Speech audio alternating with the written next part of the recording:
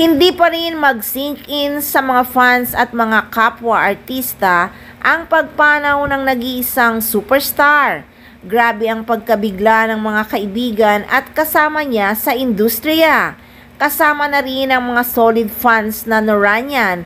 Comment nga ng isang fan ni Nora Aunor, as an avid fan of the national artist and superstar Nora Aunor, I'm in great awe. Di pa rin nagsisink in na wala na nga ang iconic phenomenal superstar ng bansa.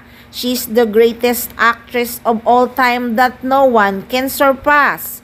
She's the grand dame of Philippine cinema, the screen queen of the Philippines, national artist for film and broadcast arts, the golden voice of Asia, the greatest best actress of all time, Reyna ng tawag ng tanghalan. Kaya naman halos buong Pilipinas ay nagdadalamhati nga sa pagpanaw ng nag-iisang superstar na si Nora Aunor. Sa ngayon ay updates muna tayo sa kaganapan nga sa public viewing sa burol ng tinaguriang Golden Boys at Reyna ng tawag ng tanghalan na si Nora Aunor.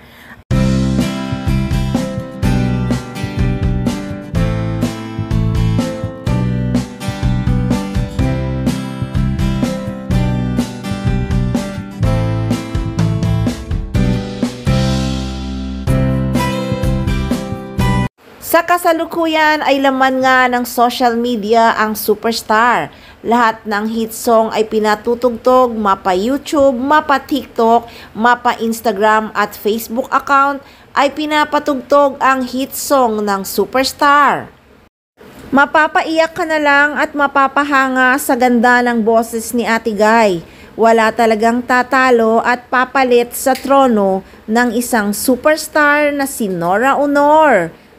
Abang-abang pa tayo ng kaganapan sa susunod na mga araw dahil mula ngayon hanggang bukas nga ang public viewing para masilayan nga ng mga netizens at mga avid fans ang nag-iisang superstar ng showbiz industry.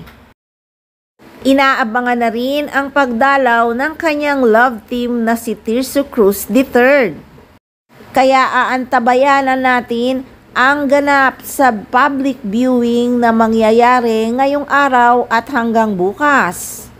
Siguradong dadagsain nga ang pasilip ng yumaong superstar.